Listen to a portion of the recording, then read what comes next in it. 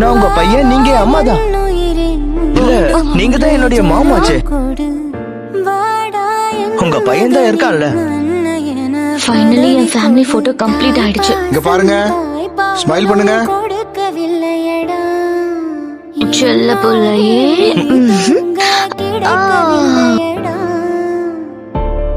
நாம கூடிய சீக்கிரம் சந்திக்க போறோம்.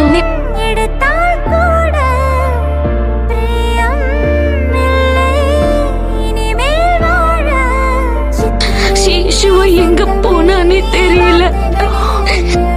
இது அவனோட டைரி.